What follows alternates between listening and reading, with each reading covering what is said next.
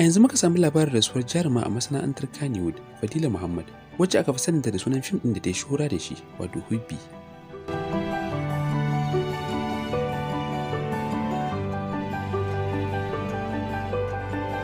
Mun samu sanarwar ne daga shafin abokiyar aikinta jaruma Umma Shehu, inda ta wallafa sanarwar rasuwar Fadila a shafinta da misalin karfe 3 na dare.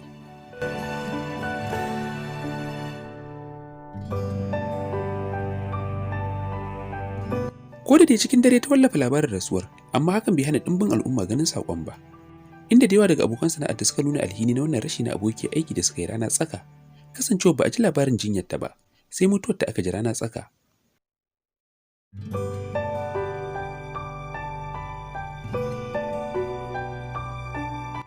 Sai dai ko da na leƙa shafinta na Instagram sai jikina ya yi sanyi.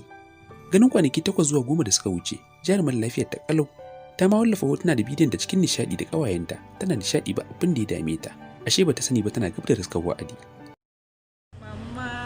Mama. Yes, this is Karima Dukwa, Mama.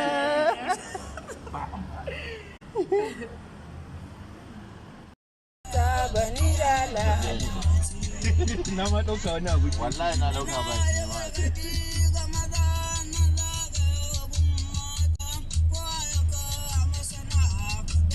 Zamani ya canza, duk wanda ba shi sana'a ya bani. Wallahi haka ne. Allah bless you. Kuma kaga gidana na ina yin baki da yawa. Ya zo ya rubuta a tamfa ka bashi. Ka bashi. Hey.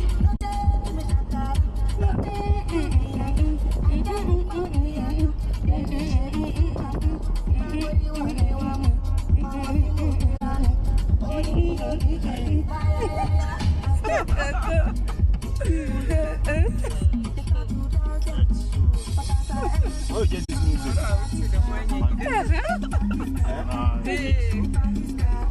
Mix with my phone.